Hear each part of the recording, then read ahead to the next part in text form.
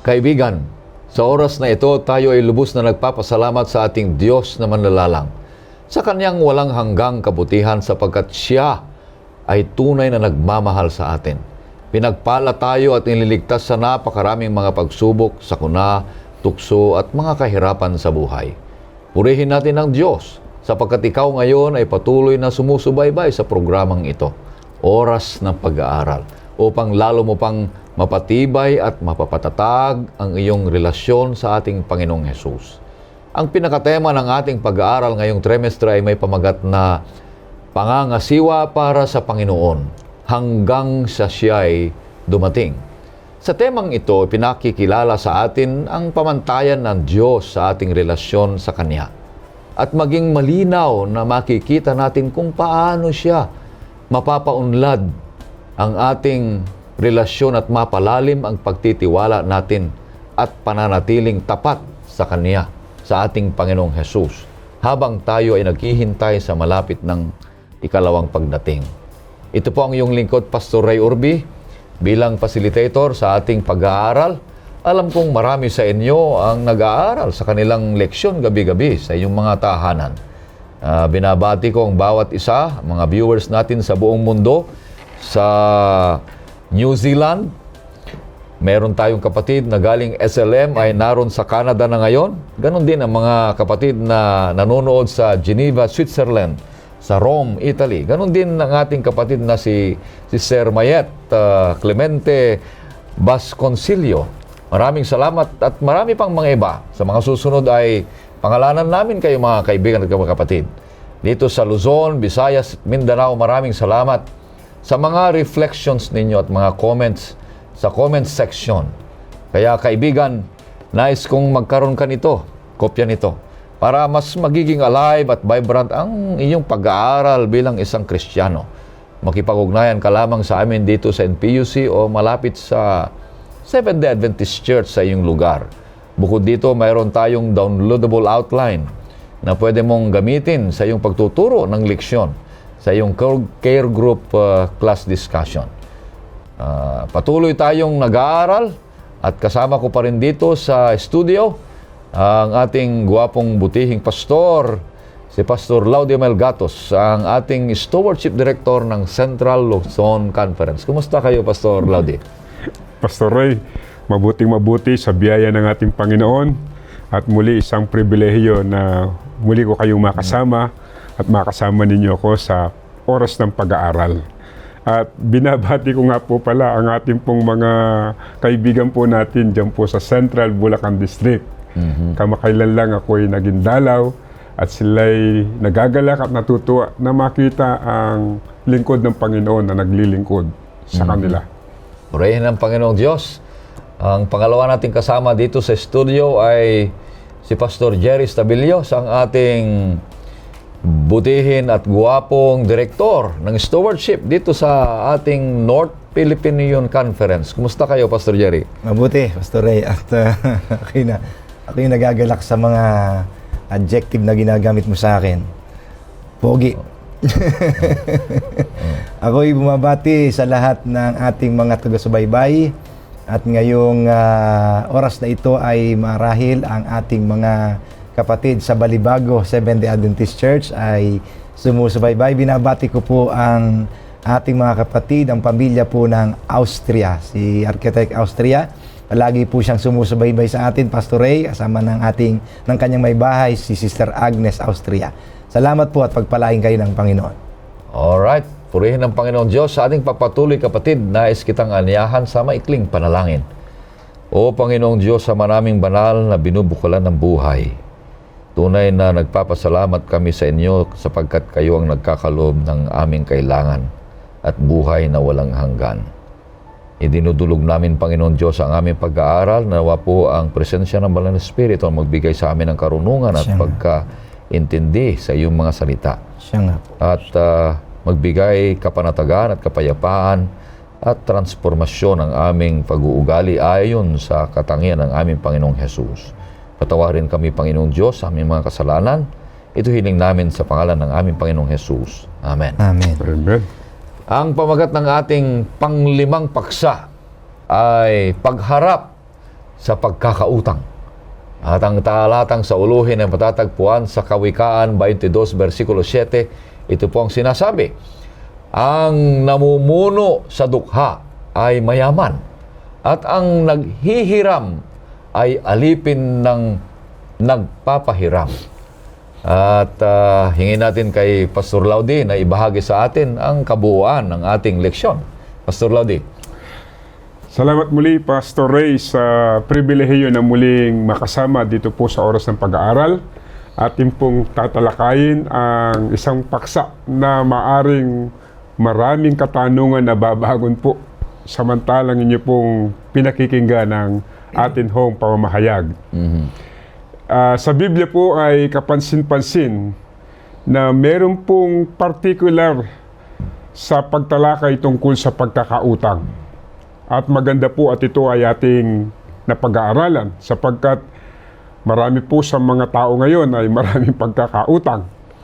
Ito ay nagpapakita ng malalim na implikasyon sa spiritual na paglakad natin sa buhay Kristiyano. Pansinin ang talatang sauluhin mula sa salita ng ating mahal na Diyos at muli po nating babanggitin. Dito po sa Kawikaan, ang wika ng banal na kasulatan, ang maihirap ay nasa ilalim ng kapangyarihan ng mayayaman, at ang nangungutang ay alipin na nagpapautang. Maaari tayong makatakas sa pagiging alipin ng utang kung ating inuuna ang kaharian ng Diyos at inilalayo ang ating mga sarili mula sa mga material na bagay. Dahil sa tala ng Biblia ukol sa tipanan ng Diyos at ng tao ay mayroong kasaganaang mararanasan at kawakasan sa mga utang kung ang pag-ibig ng Diyos ay naranasan. Sa magitan ng pagpapakita ng mga tao ng pagsunod sa kanyang mga kautusan, mga panata sa panahon ng pagtanggap sa bautismo, at kasali rito ang pagiging tapat sa ikapo at mga handog. At dito po ay nakasaad sa aklat ng mga awit 50, ang talata po ay 14 at 15. Ganito pong sinasabi, ihandog mo sa Diyos ang hahing pasasalamat at tuparin mo ang iyong mga panata sa katas-taasan at tumawag ka sa akin sa kaarawan ng kabagabagan. Ililigtas kita at iyong luluwalhatiin ako. Sa makatwid mga kapatid, ang leksyon po natin ay nagpapakita na ang taong nagpapautang ay siyang Diyos ng mga nangungutang at ito ay nagdadala sa konsepto ng pagiging alipin. Kung inyo pong muling tignan ang nakaraan, sa panahon po ni Jesus, kung ikaw ay alipin ay merong hindi magandang kaisipan tungkol sa mga alipin dahil kailangan mong mangamuhan at wala kang kapangyarihan sa iyong sarili. Halimbawa po, ang isang mayaman ay kaya niyang bilhin ang isang alipin at kanya itong gagawing alipin at susundin nito ang kahit anong iuutos ng kanyang amo. At alam po ninyo, sa gobyerno ng Roma ay kinakailangan pangang iparehistro ang alipin na kasama sa bahay upang maging legal ang pagkuha rito. Subalit ang ganitong practice ay tinutulan ni Jesus. Dito po sa aklat ng Juan, Kapitulo 15, ang talata po ay 15. Ganito po ang isinasaad ng banal na kasulatan. Hindi ko na kayo'y tatawagin mga alipin sapagkat hindi nalalaman ng alipin kung ano ang ginagawa ng kanyang Panginoon. Ngunit tinatawag ko kayong mga kaibigan sapagkat ang lahat ng mga bagay na narinig ko sa aking Ama ay mga ipinakilala ko sa inyo.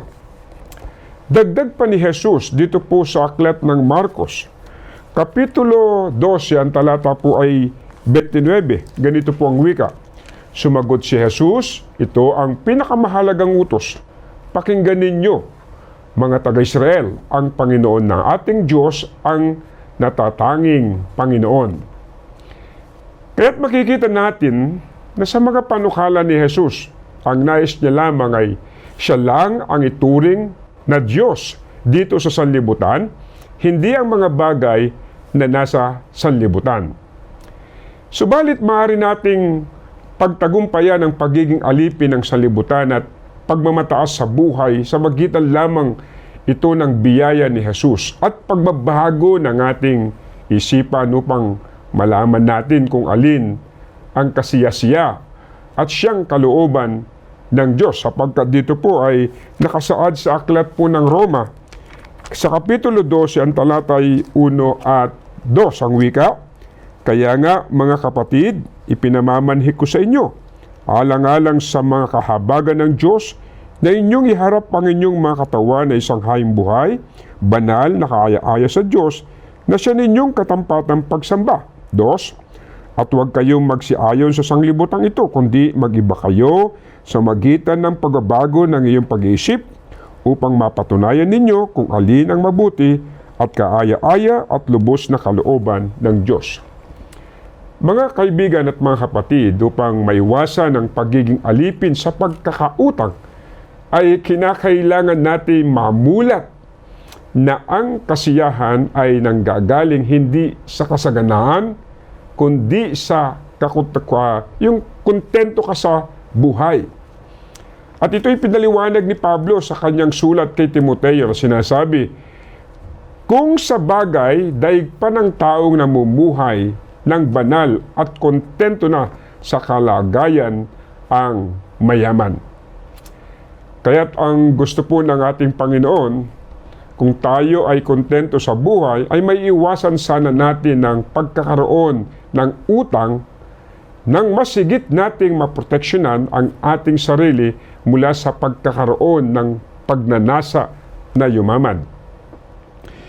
At ang sabi din po ng buod ng ating lesyon, kinakailangan din nating planuhin ang ating pinansyal na kalagayan upang maiwasan natin ng magkaroon ng pagkakautang sa iba. Ang marami pong pagkakautang ng iba ay dahilan sa hindi tamang panukala o plano ng pamilya sa kapirahan. At kung atin lamang susundan ang mga prinsipyo na inilaan ng Diyos mula sa kanyang salita, maiwasan sana natin ang pagkakautang at pagmamahal sa salapi. At alam po ninyo, higit pa rito, mas mapapalawig pa natin ang pagiging masinop at kagandahan sa mga bagay at pangyayari na mahirap at di nakikita. Sa madaling salita, mga kaibigan at mga kapatid, ang katapatan sa Diyos ang maaring sagot sa kahirapan sa pagkakautang. Kung tayo man ay nalalagay sa ganitong alanganing sitwasyon ng ating buhay. Ang Diyos dating buhay ay marami ring namang pamaraan upang maalis tayo sa pagkakautang sa kondisyon na tayo ay magbabalik loob na maging katiwala at pamuhay ayon sa kanyang kalooban at pagpapala. So bilang mga Kristiyano po ay kinakailangan wala tayong pagkakautang kahit kanino man. Ganito po kasi ang sinasabi po ng aklat ng Roma, Kapitulo 13, ang talatay 8. Huwag kayong magkautang ng anupaman sa kanino man, maliban na sa mga kaibigan kayo, sapagkat ang umiibig sa kanyang kapway nakaganap na ng kautusan. So, hinihikayat din na ang Kristiyano ay imbes na magpautang o manlamang, tulungan na lamang ang nangangailangan at patawarin din ang mga walang kakayanang magbayad ng kanilang mga pagkakautang. Maganda po yung prinsipyo yung tinuturo ng Biblia. Dito po sa aklat ng Deuteronomio, Kapitulo 15, ang talatay 1 hanggang 4. Babasahin ko po sa inyo. Sa katapusan ng bawat 7 taon ay magpapatawad ka ng iyong mga pautang.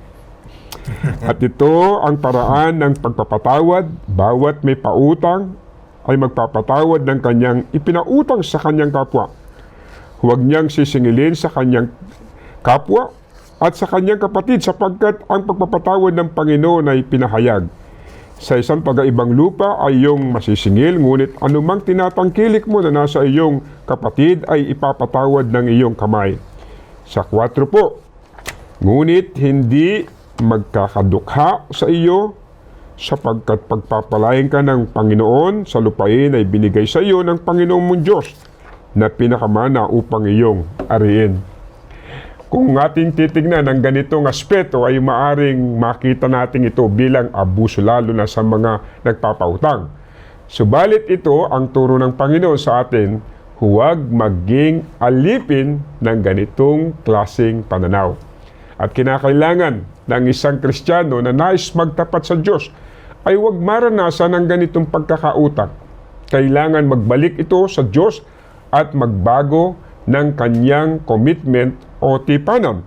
Katulad po ng ating binanggit sa awit 50 ang talatay 14. At kung pipiliin lamang ng isang tao ang gumawa ng mabuti sa kanyang kapwa, ay mas lalo siyang tutulungan ng Diyos na makilala siya ng lubusan na gumagawa ng biyaya sa ating mga buhay. At tunay nga po na walang exemption sa pagkakautang dahil lahat ay maaring maging bilanggo ng ganitong karanasan. Subalit, ang magpapabago lang sa ganitong pananaw ay ang kapangyarihan ng Diyos na gumagawa doon sa may nais na mabago siya. So isang konsepto na itinuturo sa atin ng leksyong ngayon ay ang pagbibigay sa Diyos bilang ating pangunahing prioridad sa buhay. Katulad ng ang wika sa Mateo, Kapitulo 6, ang talata ay 33. Ganito po ang wika. Datapwat, hanapin muna ninyo ang kanyang kaharian at ang kanyang katuwiran, at ang lahat ng mga bagay na ito ay pawang idaragdag sa inyo. Alam po ninyo mga kapatid, minsan sa sobrang paghahanap natin ng mga material na bagay, ay nalilimutan na natin gawing prioridad si Jesus sa ating mga buhay. Dahil ang stewardship ay it's not about us but God, about God and His works in our lives. Ngunit maaari lamang natin magawa ito kapag tayo ay sumasailalim na po ng biyaya ng ating mahal na Diyos. At dapat din nating maintindihan na ang paghahanap ng pera ay pagkonsidera sa banal na pagkatawag sa atin ng ating mahal na Diyos. So sa lahat ng gustong pumasok sa pagkakautang ay dapat munang tanungin ang kanyang sarili kung ito ba ay isang banal na bagay o nakatutulong na magpalago ang espiritual na aspeto ng buhay. At kung nais mangutang at hindi na talaga mapigilan, ay kinakailangan humingi ng payo mula sa mga kaibigan o eksperto para hindi tayo magkaroon ng malaking suliranin sa mga bandang huli ng ating buhay. Ganito po ang wika ng Kawikaan. Kapitulo 15 ang talata ho ay 22. Ang wika ng banal na kasulatan. Mabibigo ka kapag hindi ka humingi ng payo tungkol sa iyong mga pinaplano. Ngunit kapag marami kang tagapayo, magtatagumpay ang mga plano mo.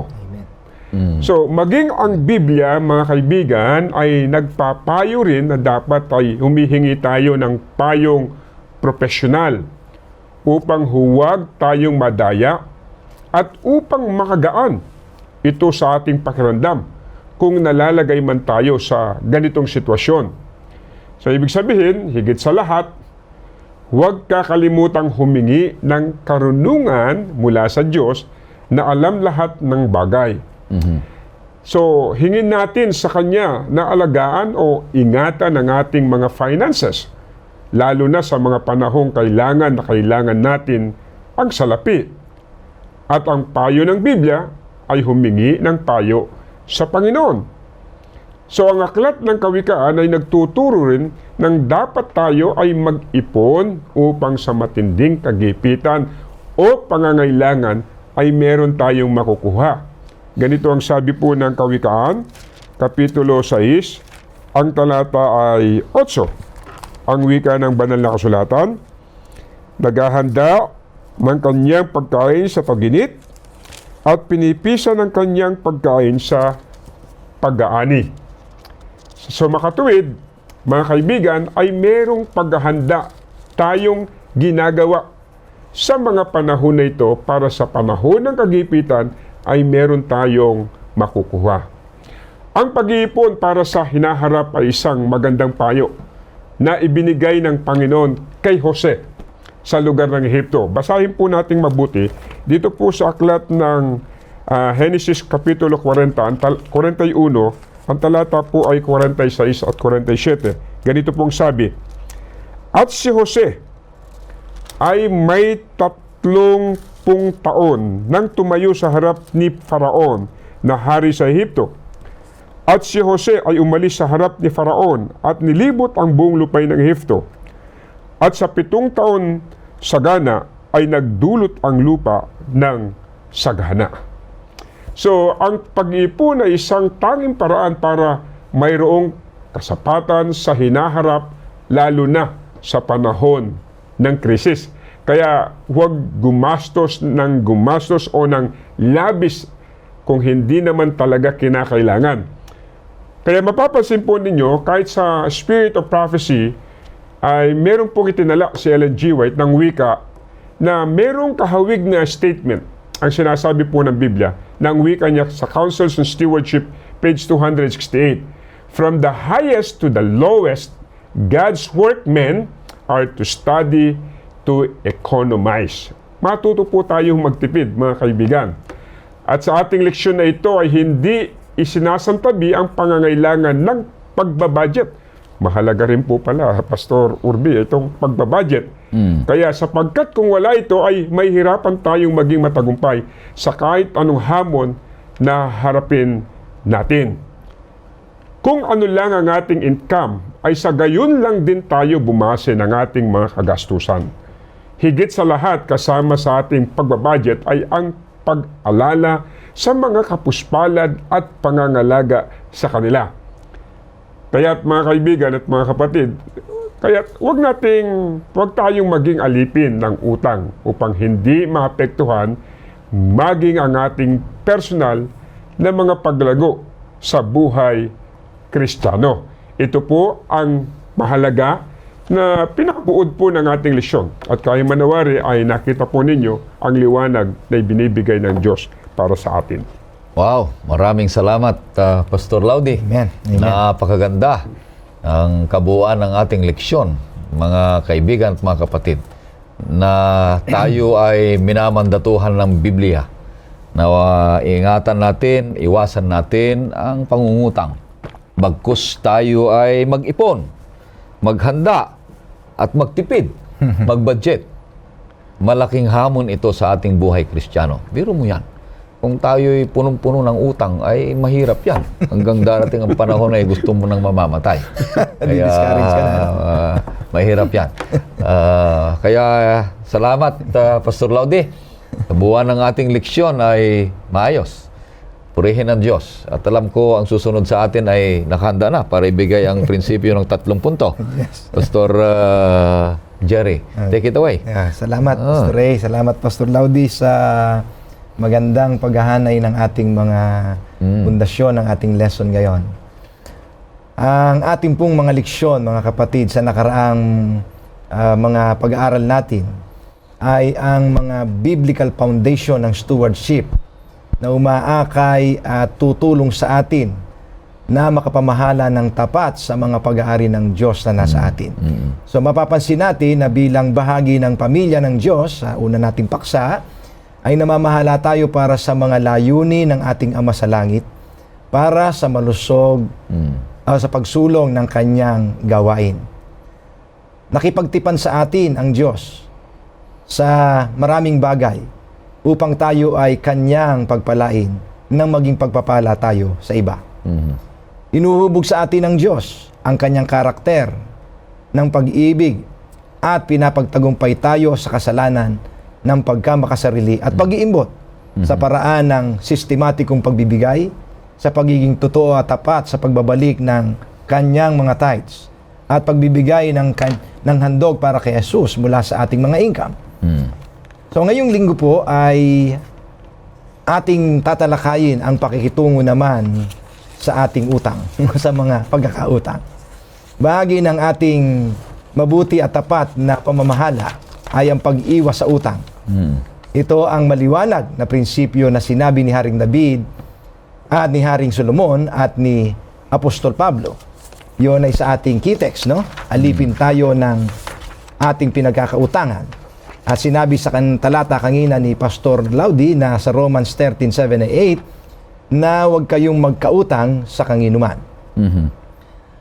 Ang pangungutang po ay parang nagiging kalakaran na sa ating lipunan. Mm. Sa lahat po ng level ng ating lipunan, maaaring sa personal, sa pribadong korporasyon at panggobyerno. Ito ay karaniwan na, mga minamahal. Tila bagang nagiging paraan ng buhay ng maraming tao ay ang pangungutang. Sa totoo lang po, ito ay marahil ay ito ang salita na kahit saang lingwahe at dialect ng ating bansa ay nagkakaintindihan po tayo. Mm. Halimbawa, Pastor Ray, ikaw ay isang Ilocano. Mm. Ano ang Ilocano ng utang? Utang din. Utang din. Si Pastor Laudi po ay Kapampangan. Ano sa Kapampangan ang utang? Utang. Utang din. Wala tayong Bicol dito, wala tayong Bisaya. Siguro ganun din sa Bicol at ganun din sa Bisaya. Sa totoo lang ay talagang pag sinabing utang, lahat ng dialect ay nagkakaintindihan tayo. Kahit daw sa Indonesia, alam nila yung salitang utang. Oh. So, ako po inaranasan ko na rin ang buhay na may pagkakautang, Pastor Laudi. Alam ko lang ko sa inyo, ha? At hindi madali ang mabuhay na may palaging binabayarang utang. Mm. Palaging nakakaranas po tayo ng kakapusan sa pinansyal, palagi mo itong iniisip, at nangangarap ka na isang araw, sana Makakabayad ay ka na. hindi ka na mabubuhay sa pagkakautang. Pero ito po'y tandaan natin, hindi madali. Sa linggong ito, tutulungan po tayo ng ating leksyon ng ilang mga praktikal na paraan tungkol sa utang. Paano natin ito pakikitunguhan ayon sa mga pananaw at prinsipyo mula sa Biblia at praktikal na mga tips para sa buhay na malaya sa pagkakautang. Mhm. Freedom from debt. Debt. Or financial freedom. Mhm. Binigay po sa ating leksyon ng simpleng definition ng debt o utang. Ito po ay living today on what you expect to earn in the future. Sa madaling salita po, ang paggastos ng pera na hindi mo pa kinikita. Kinikita. Yan po ang utang. O mabuhay ngayon sa iyong inaasahan na titipunin mo pa sa hinaharap. Kaya po dito nangyayari yung madalas na sinasabi po ng marami, kasi sweldo pa lang, ubos na. Ubus na. O di pa kaya sumesweldo, ubos na. Ubus na. Eh, meron pang nagsasabi, hindi pa ubos ang buwan, ubos na ang sahod. So, pag-uusapan po natin sa leksyong ito ang mga dahilan para sa mga pagkakautang at kung paano natin ito pakikitunguhan. Maaari ba tayong makapamuhay ng malaya sa utang? Ano ang mga kapakipakinabang at mga praktikal na payo at akbang sa pagiging malaya sa utang? 3 puntos, Pastor Ray, katulad ng dati. Oo. Ang ating pag-aaral, alamin natin ang mga sumusunod tungkol sa utang. Una ay reasons of debt. Ano ba ang mga dahilan 3 bakit R. maraming tao ang nagkakautang? Ang pangalawang R ay reliable counsels from the scriptures and spirit of prophecy. Mhm. And number 3 ay resolutions to get free from debt. Ito po ay 3 R ng ating point, ng ating lesson. Ang una ay binigay po sa atin ng ating leksyon ang reasons of debt o pagkakautang, mga dahilan ng pagkakautang na pinapakita po daw ng pag-aaral sa mga pag-aaral na mayroon pong 3 pangunahing dahilan na ang mga tao ay napapasok sa kahirapang pinansyal. Ito ay iniayos nila sa pagkakasunod-sunod ayon sa madalas na pangyayari. Ang unang dahilan po ay ignorance o kamangmangan. Many people are financially broke dahil sa kawalan o kakulangan ng kaalaman sa pag-handle ng kaperahan. Mhm. Marami ay hindi natuturuan sa Biblia o maaaring pati sa sekular na mga prinsipyo sa pangangasiwa ng pera. Gayunpaman, mayroong pag-asa na nananatili para sa atin. Ang leksyong ito ay magbibigay ng simpleng balangkas o outline ng mga prinsipyo kung paano isinasagawa ang paglaya sa utang. Pangalawa na dahilan, the second reason for financial difficulties is greed or selfishness. Nabanggit po ito ni Pastor Laudi ang isang prinsipyo kanina na nabubuhay na po tayo sa panahon ng consumerism. Bili dito, bili doon. ang mga patalastas po na natin nakikita ay umaakit upang tayo'y gumastos at gumastos ng higit sa ating kinikita. Kahit hindi na po natin kailangan sa buhay, ay binibili pa natin. Basta mabigyang kasiyahan lang ang sarili na ating pagnanasa. Marami ay hirap sa pagbabalik na ikapo.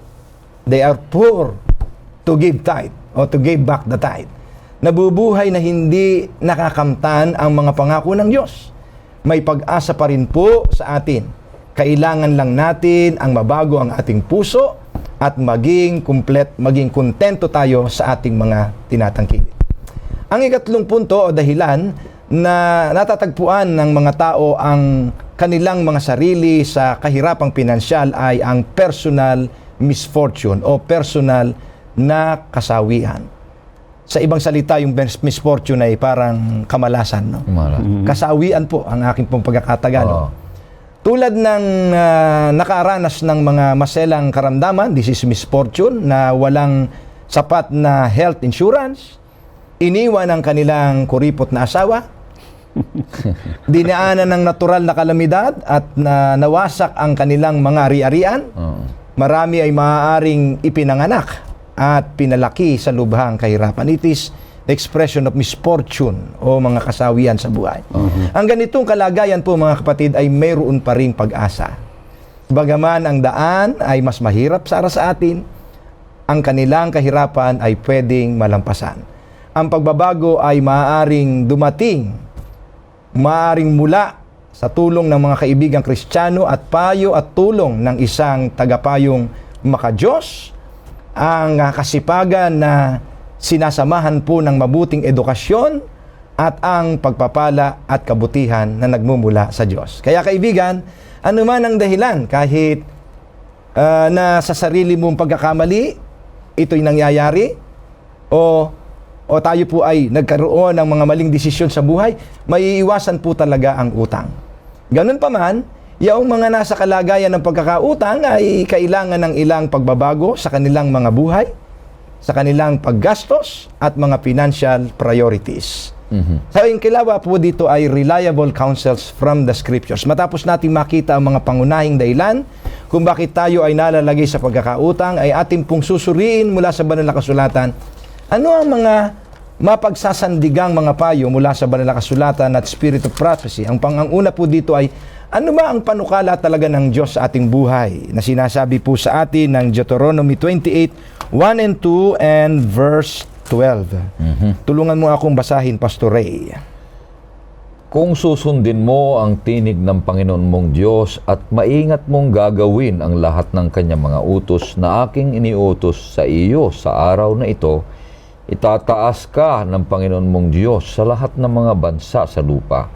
At ang lahat ng pagpapalang ito ay darating sa iyo at aabot sa iyo kung iyong susundin ang tinig ng Panginoon mong Diyos. Verse 12. Bubuksan ng Panginoon para sa iyo ang kanyang kamalig na punong-puno ang langit upang ibigay ang ulan sa iyong lupain sa kapanahunan at upang pagpalain ang lahat mong ginagawa. Ikaw ay magpapahiram sa maraming bansa at ikaw ay hindi hihiram. Yan ang panukala ng Diyos sa atin. Napakaganda po ng isang magandang paglalarawan kung ano ang malinaw na hangarin sa atin ng Panginoon.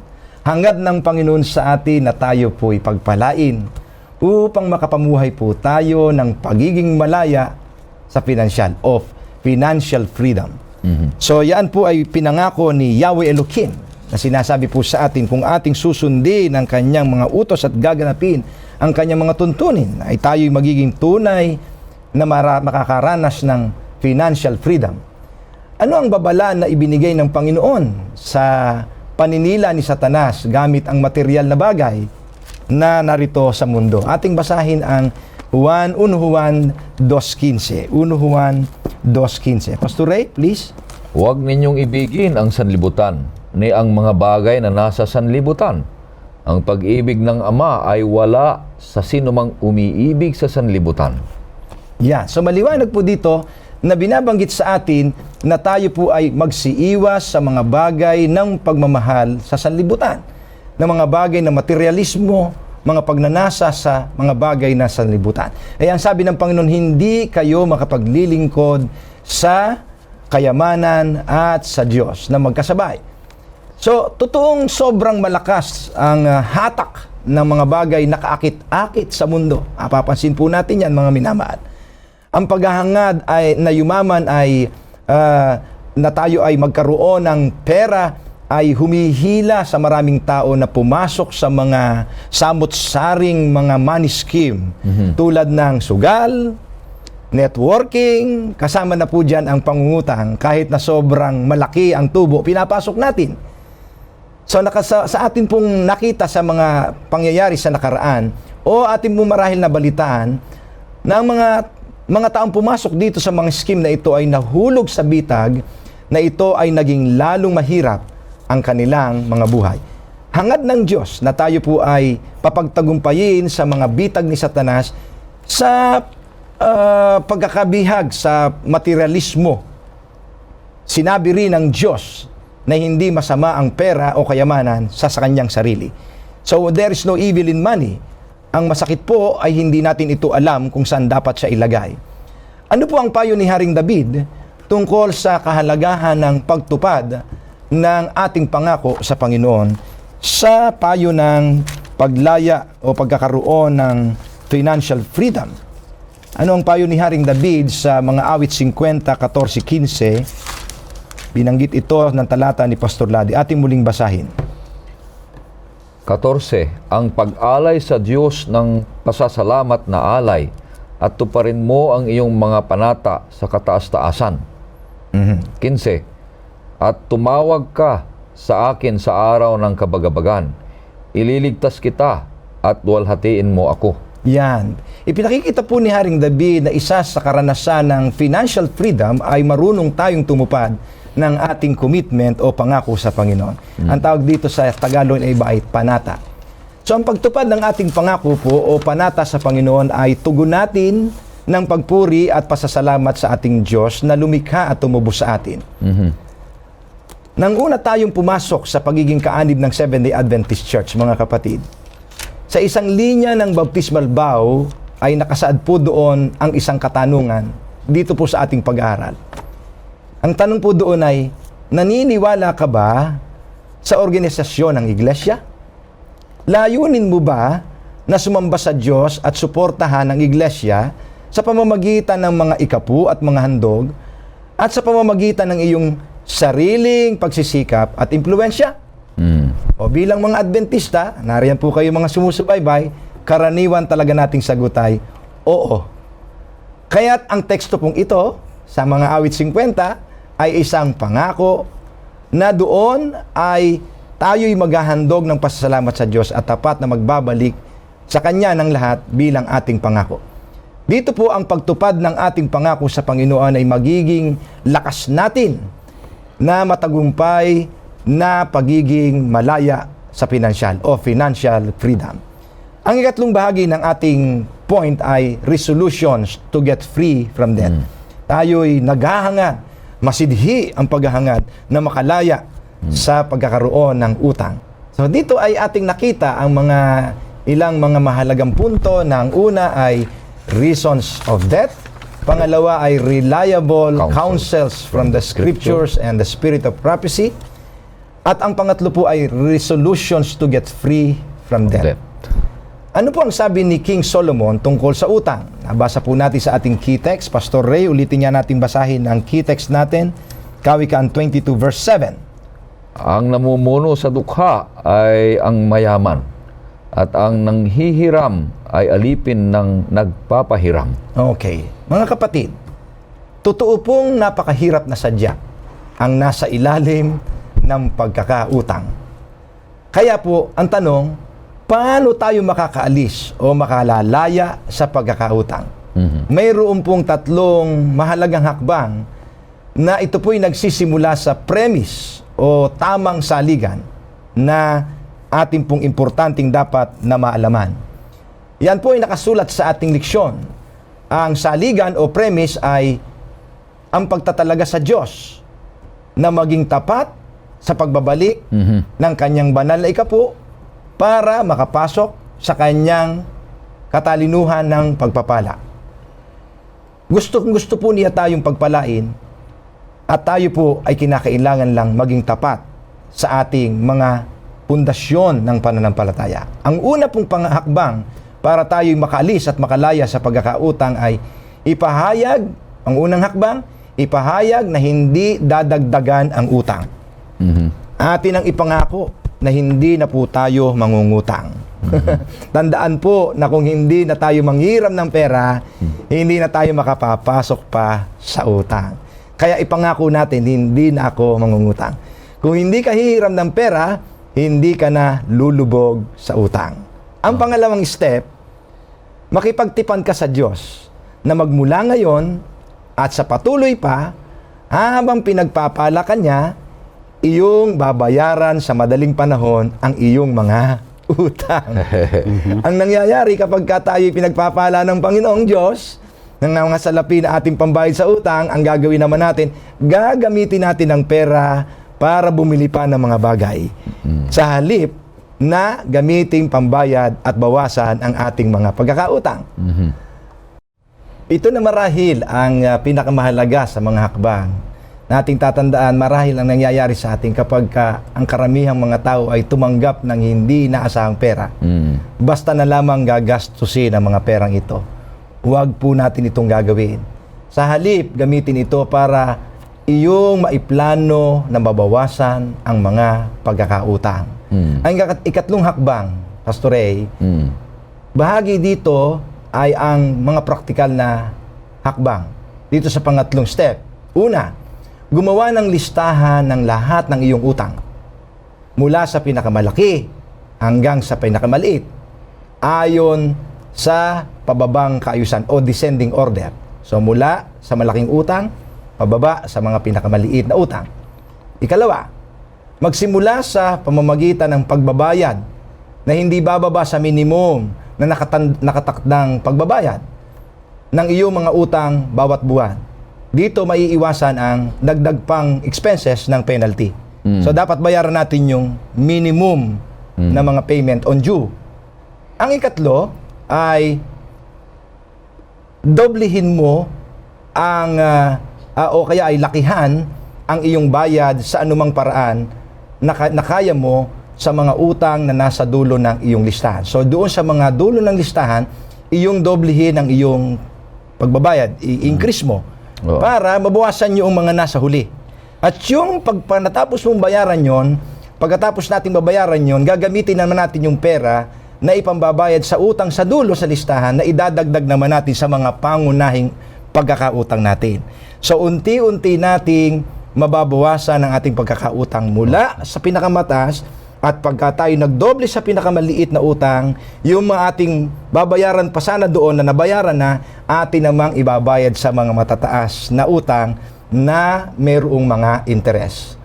Habang naaalis mo ang iyong maliit na utang na may malaking patubo, mapapalaya mo ang isang nakagugulat na halaga ng salapi para ilagak sa susunod na mga utang. Ang paggarantor ba, Pastor Ray, Pastor Laudy, ang paggarantor ba para sa pangungutang o pagkakautang ng iba ay ipinapayo sa Biblia? Ano ang sinasabi ni Haring Solomon? Basahin nga natin ang sabi ni Haring Solomon sa Kawikaan sa 6:1 at 5 na ito'y marami ang gumagawa na dapat natin ring maiwasan bilang mga tagapangasiwa ng kayamanan ng Panginoon upang maiwas tayo sa obligasyon ng pangungutang. Kawikaan 6, Kapitulo 6:1 hanggang 5. Anak ko, kung naging tagapanagot ka sa iyong kapwa, kung itinali mo ang iyong sarili sa isang banyaga, ikaw ay nasilo ng mga salita ng iyong mga labi, at ikaw ay nahuli ng mga salita ng iyong bibig. Gawin mo ito ngayon, anak ko, at iligtas mo ang iyong sarili. Yamang ikaw ay nahulog sa kapangyarihan ng iyong kapwa, humayo ka, magpakababa ka, at makiusap sa iyong kapwa. Huwag mong bigyan ng tulog ng iyong mga mata o paidlipin man ang mga talukap ng iyong mata. 5. Iligtas mo ang iyong sarili na parang usa sa kamay ng mga ngaso at parang ibon mula sa kamay ng mambibitag. Ganyan katindi. Dapat maging intentional daw tayo na umiwas sa mga garantor. Yung pagbibigay ng garantor na pananagutan mo o ikaw ang mananagot sa pagkakautang na iba. Kaya nga sinasabi ni Haring Solomon sa mga Kawikaan 17:18 na hindi matalino ang isang taong pumapasok sa usapan ng paggagarantor. So, binababalaan din tayo ni Apostol Pablo na iwasan natin na makisangkot sa mga gawain ng financial scheme na easy to get money. Yung easy to get rich. Mababasa natin yan sa unang Timoteo 6:9 at 10. Basahin nga natin, Pastor Ray, na sinasabi na huwag tayong masyadong umasa sa mga financial scheme na easy to get money o easy to get rich, to be rich. Okay, tingnan nga natin. Ngunit ang mga nagnanais yumaman ay nahuhulog sa tukso at nabibitag sa maraming hangal at nakapipinsalang pagnanasa na siyang naglulubog ng mga tao sa pagkawasak at kapahamakan. 10. Sapagkat ang pag-ibig sa salapi ay ugat ng lahat ng uri ng kasamaan, na ang ilang nagnanasa o nagnasa rito ay napalayo sa pananampalataya at tinusok ng kanilang mga sarili ng maraming kalungkutan. Amen. So, sinasabi po ni Apostol Pablo dito, mga kapatid, na binababalaan tayo na wag nating gagawing makisangkot sa gawain na may pangakong mabilis na pagyaman. Ating tatandaan na anumang uri ng pangungutang, kahit na ito po ay mapapakinabangan sa hinaharap tulad ng investment, tulad ng housing loan at educational loan, ating tatandaan na may kaakibat po itong lahat ng malaking interest na kasama sa ating mga babayaran buwan-buwan. Kaya't ang gagawin po natin, bago tayo pumasok dito, paplanuhin nating mabuti sa ating pamilya, bago tayo mag-avail ng mga loans na pangmatagalan o aabutin po ng maraming taon ang pagbabayad. Upang maiwasan po natin na maapektuhan ang ating katapatan sa Diyos at bumaba ang ating potensyal na makabahagi sa pagsuportang pinansyal sa gawain ng Diyos. Makakatulong na malaki kung ating susundin ang payo ni King Solomon tungkol sa pag-iimpok. Sinabi na po ni Pastor Laudi na tulad ng isang langgam, tayo po ay mag-impok sa panahon ng tag-araw para dumating po ang panahon ng emergency at tag-ulan, tayo po ay mayroong magagamit. So ang pag-iimpok ay makakaiwas sa atin para sa pangungutang. Yan ang matalinong payo ni Haring Solomon. Wow! Kapatid at kaibigan, napakaganda. Punong-puno tayo ng pagpapala. Ang mga biblical injunctions o kaya mga kataga o kaya pagbibigay ng babala, ang banal na kasulatan na totoo, mahirap talaga isang mandato ng Biblia, banal na kasulatan na iwasan natin ang uutang. Kung maaari nga lang ay wag na tayong umutang. Yeah. Kundi mag-ipon, mag-budget. At para sa ganun ay sa kinabukasan ay marami tayong gagamitin at gagastusin. Napakagandang halimbawa ang kwento nyo na langgam. Araw-araw nagtatrabaho. Kaya nga tayo binibigyan ng Panginoon Diyos na 6 na araw ay gagawa ka sa ika-4 na utos. 6 na araw ay gagawa ka, pagkatapos ay ika-7 araw ay ikaw naman ay pasa sa Panginoon Diyos. Ngayon, kung hindi naman tayo gagawa ng 6 na araw, tapos mabaligtarin natin. Wala. 6 na araw ka magpapahinga at 1 araw ka magtatrabaho. Wala na. Pastor Urbi, dito sa ating tinatalakay, ipinakikilala din ng ating mahal na Diyos ang plano o pagpapanukala. Sa isang sambahayang Adventista o Kristiyano, dapat talaga tayo naghahangad na pinoprograma natin ang ating mga finances. At yun ang tinatawag sa salitang English na management. Kapag ka merong mismanagement, kahit sa marriage pa, kahit sa finances pa, sigurado magkakaproblema. At ang solusyon lang ay ang tamang pagmamanage ng ating finances sa ating mga tahanan.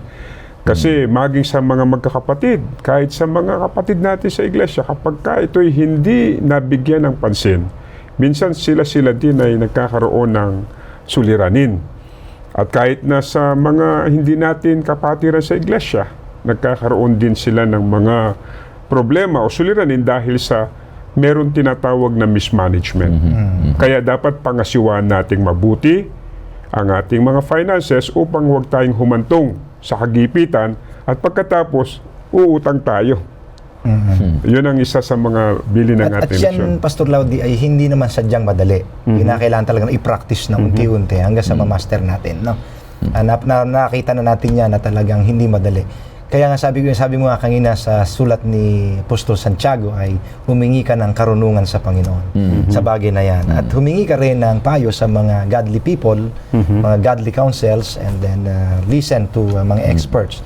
Tapos unti-unti nating i-apply yung planning sa family finances para Yung budgeting, So, kasama na lahat. i-apply lang natin. No?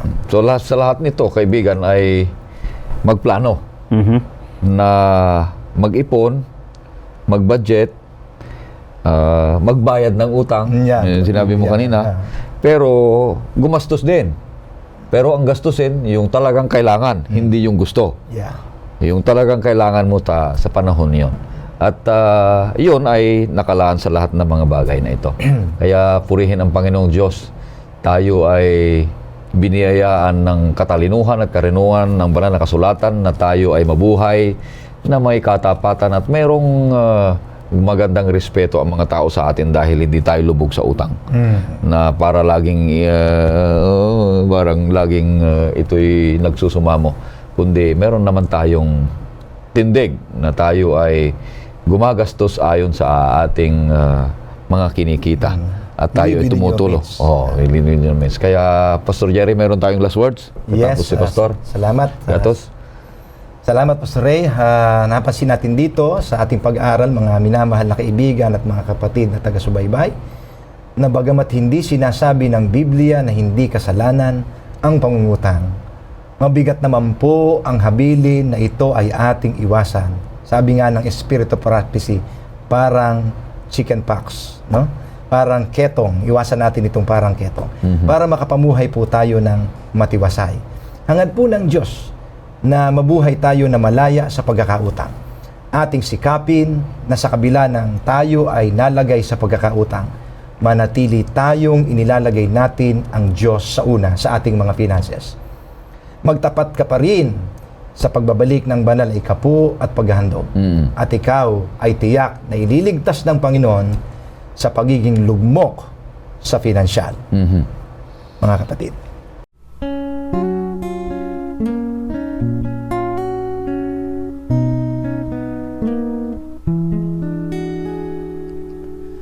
Life can be so good. Life can be so hard. Never knowing what each day will bring to where you are. Sometimes I forget. Sometimes I can't see that whatever comes my way, you will be with me. My life is in your hands. My heart is in your keeping. I'm never without hope, not when my future is with you. My life is in your hands, and though I may not say clearly, I will lift my voice and sing, 'cause your love does amazing things. Lord, I know my life is in your hands.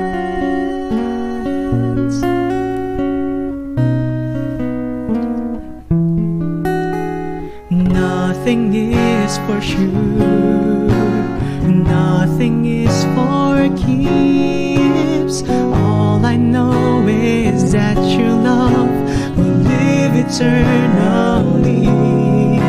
So I will find my way, and I will find my peace, knowing that you meet my every need.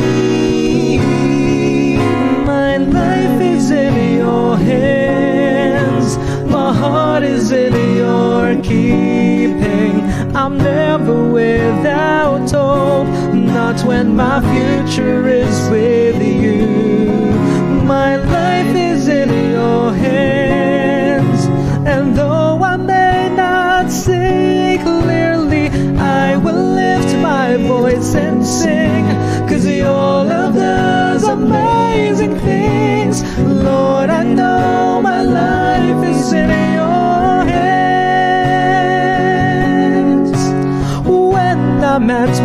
weakest, Lord, you carry me. And I become my strongest in your hands. My life is in your hands. My heart is in your keeping. I'm never without hope, not when my future is with you. My life is in your hands, and though I may not see clearly, I will lift my voice and sing, 'cause your love does amazing things. Lord, I know my life is in your hands. I trust you, Lord. My life is in your hands.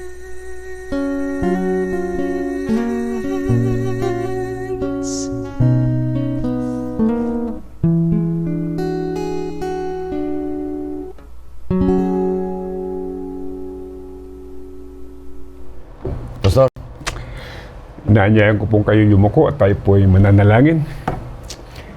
Mapagmahal po naming Diyos, kami po ay dumadalangin sa inyo at nagpapasalamat dahil lang sa kabutihan ng mga prinsipyo na amin pong napag-alaman na sa panahon na merong mga pagkakautang ay nakita po namin ang mga practical na pamaraan kung paano makabayad. At nakita din po namin ang mga prinsipyo na kung paano kami nagpaplano sa aming pong kani-kanyang mga buhay, sa aming mga pamilya, upang sa ganun, Panginoon, ay sa oras ng kagipitan ay meron po kaming reserve na funds para gamitin sa aming pangangailangan. Dalangin po namin na patuloy po ninyong pagpalain ng aming mga sumusubaybay ng oras ng pag-aaral, naway naging kapakipakinabang sa lahat ng nanood, nakinig, upang sa ganun, Panginoon Diyos, ay may turo din naman namin sa aming mga kaibigan, kapatid, na kailangan po nila ng mga payo ng banal na kasulatan hinggil sa kung paano po sila magiging ligtas sa pagkakautang. Naway patuloy po namin mapangasiwan ang mga salaping ipinagkatiwala po ninyo sa amin sa ikararangal ng pangalan ng aming mahal na Diyos. Ito po ang aming samutiling sa matamis na pangalan ng aming tagapagligtas at Panginoon na si Jesus. Amen. Amen. Amen. Kaibigan, hangad ng Panginoong Diyos na tayo ay maging tapat at manatiling tapat sa Kanya upang biyayaan tayo ng ating mga kailangan araw-araw at magkaiwas tayo o iiwas tayo sa pagkautang at lugmok sa pagkautang at mabuhay tayong may kagandahang loob at nakakatulong tayo sa kapwa at naglilingkod sa Panginoong Hesus. Purihin ang Panginoong Diyos.